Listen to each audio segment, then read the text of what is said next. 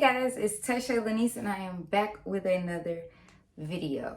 Now, I did my summer reads video, but I did not pick my June TBR. My friend Lenny, he picked 3 books, I think. Are they in here? Yeah, he picked 3 books, but that wasn't enough. So if you guys would like to see what I'm reading for the month of June, then keep on watching. This is in no particular order. I'm just grabbing books. Yeah. The first book that I want to read is by Abby, I think they say Jimenez. And this is Part of Your World. This is about a doctor who family wants her to be a surgeon, but she is perfectly content being an ER doctor. She meets a guy that's 10 years younger than her, and he is a carpenter. They fall in love. Her parents are like, that's not our standards. Excuse me. That's not our standards, my baby. Like, first of all, he's younger than you, 10 years to be exact, and he's a carpenter. We want you to be a surgeon. Like, come on now. So basically, she was a Food Network winner? Basically, the main character, Alexis, has to decide if she's going to stick to what her family wants her to do or be with the other character, Daniel. So this is Part of Your World. I've heard nothing but good things about it. It is 372 pages. I am working really hard to do a lot of reading this month. Like, I have to. Next up, which just happened to be in order, is Abby Jimenez, Yours Truly. This book is going crazy on TikTok, Bookstagram, BookTube. This is not a series. They can be read as standalones, but this is the second book to this, I believe. So I believe a character from here is in here. And this is about Brianna Ortiz, who is a doctor, and her brother needs a kidney. She meets a doctor who is kind of like an a-hole, but he does something where, you know, maybe he's not such an a-hole. And she's also going through a divorce. Like, her world is just out here, like, yeah. So I'll just read it.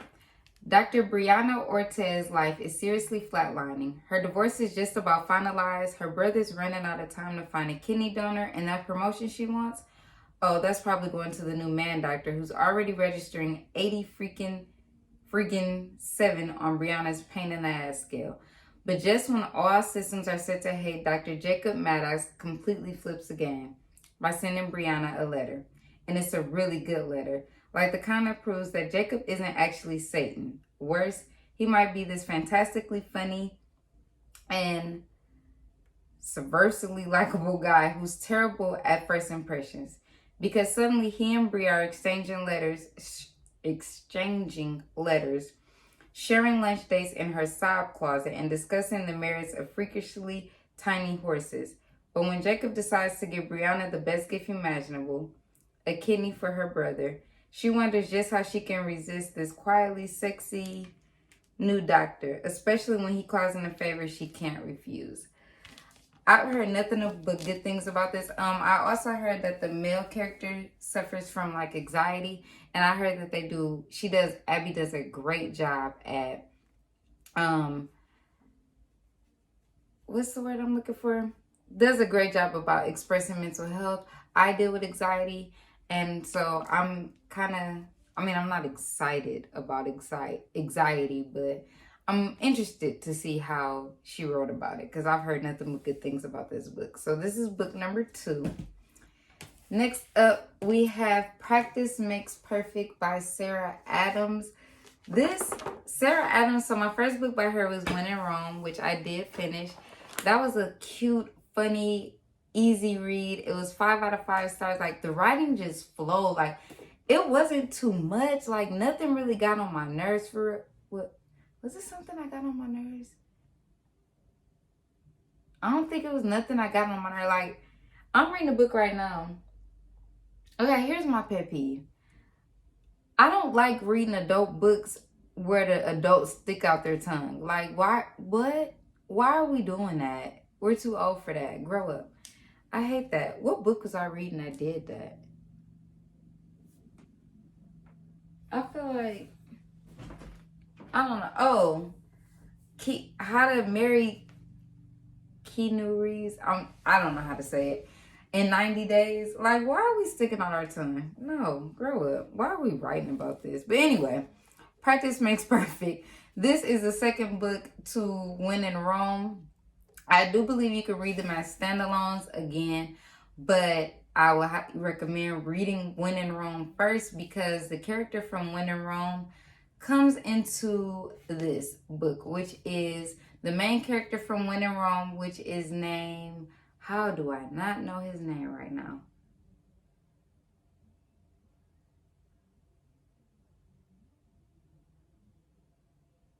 Noah. Noah, the main character of When in Rome, his little sister Annie, this is about her, and Amelia from When in Rome, her bodyguard Will. So word on the street is Annie wants a date, and she wants to learn how to date. She doesn't know how. She's the youngest sister. She's kind of quiet. So Amelia's like, I know who can help you. Will. Bad boy, good girl vibes. I've heard nothing but good things about this book, so I'm excited to dive in. The cover is giving, and I'm here for it. So, yeah. Next is a memoir, and this is Trevor Noah. I feel like I've heard his name before. Okay, he's a comedian. But I've heard nothing but good things about this memoir. And this is Trevor Noah, Born a Crime, Stories from a South African Childhood. I mean, it's pretty. Oh, that's what he was on, The Daily Show. So this is his memoir. I'm excited to read it. I've been slipping off on memoirs, and I want to get back into that. So I'm going to go with Trevor. Next is a thriller, because I don't think I've read a thriller since April, and that is The Wife Between Us. This has been in so many TBRs, but it's okay. I'm going to get through it. Basically about an ex-wife, an upcoming wife. The theme is just basically like, you will make many assumptions, assume nothing. And it is by Greer Hendricks and Sarah Pacani. But I've heard good things, and I heard that it's a psychological thriller, so I'm excited to dive into that.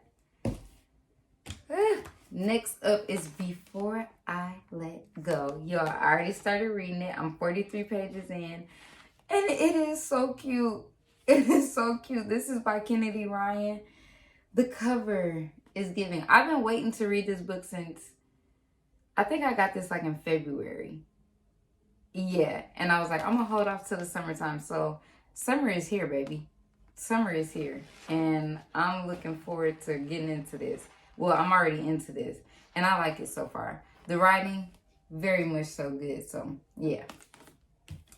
And next that I already got into by L. Kennedy is The Deal. This is from the Off Campus series. I've always heard good things about this. I already started reading this as well. This is an easy read too. I'm on page 63. This is, oh, I didn't even tell y'all what this was about. I got so excited. I'm so sorry. This is a second chance romance. This is about Yasmin and Josiah.